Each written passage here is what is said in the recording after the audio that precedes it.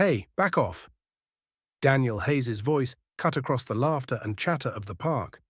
He had been sitting on a bench, sipping coffee after his morning jog, when he noticed the commotion near the playground slide. A lanky teenage boy in a dark hoodie was squared up, fists clenched, towering over two small girls who looked frozen in place. Their wide, identical blue eyes darted between the boy and the ground, as if they were deciding whether to run or cry. Before we move further into this story, let us know in the comments where you're watching from. We'd love to hear. Let's dive in. Without thinking, Daniel was on his feet, his coffee hitting the bench with a dull thud. He jogged toward them, slipping instinctively between the girls and the boy. "Not happening," he said, one arm extended behind him like a human shield to keep the girls close. The boy glared, his jaw set. "They started it." Daniel's eyes narrowed. "Pretty sure you throwing a punch at kids half your size is where it really started." His voice was calm, but there was steel under it, the kind you get from years of dealing with people who mistake kindness for weakness. Behind him, he felt the girls clutching at the back of his shirt. "You okay?" he asked over his shoulder. They both nodded quickly, still pressed close. "Move," the boy growled.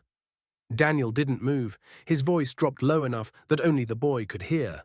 "You've got two choices. You walk away now, or we have a very long conversation with your parents, the police, and anyone else who needs to hear about this." Something shifted in the boy's eyes. He glanced around, realizing the playground had gone quiet. Other parents were watching now. Without another word, he muttered something under his breath and stalked off toward the far end of the park. Daniel turned to the girls, crouching so he was eye level. "He won't bother you again. Where's your mum or dad?" The twins exchanged a quick glance. One pointed toward the park entrance, where a tall, impeccably dressed blonde woman was hurrying toward them in high heels.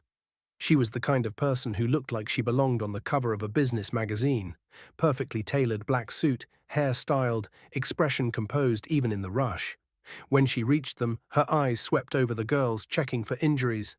"Are you hurt?" she asked quickly. They shook their heads, then her gaze moved to Daniel, lingering on the way he was still crouched beside them, steady and protective. "They're fine," he said, "but someone thought they'd make easy targets."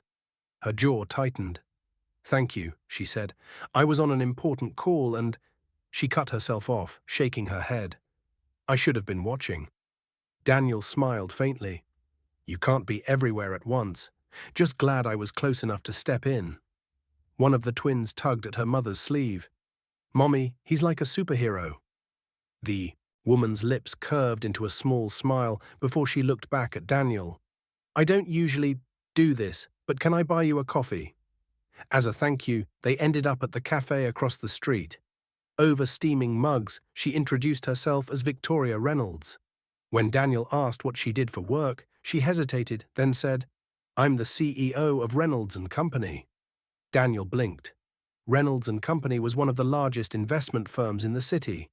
He'd seen her face before, in news articles, on business awards lists, but it hadn't clicked until now. "I'm guessing you don't usually have strange men watching your kids," he said with a grin. Her smile was warm but guarded. "Number, but I can tell you're not a stranger to them anymore." She paused, studying him. "Most people freeze in situations like that. You didn't." Daniel shrugged. "Single dad. My daughter's 12. I know how fast things can go wrong if you don't step in." That seemed to hit something in her. She glanced at the twins, who were sipping hot chocolate, then back at him. Not many people stand up without worrying about consequences. Daniel leaned back in his chair. "If the consequence is keeping two kids safe, I'll take it every time." As they finished their drinks, Victoria pulled out a business card. "If you ever need anything, call me." And I mean that. A week later, Daniel got a call from a number he didn't recognize. It was Victoria. Her voice was steady but urgent.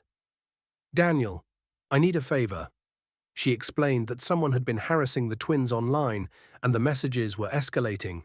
She didn't trust anyone else to handle it quietly. That night, Daniel found himself on her doorstep. He wasn't a bodyguard, but he knew enough about protecting people to help.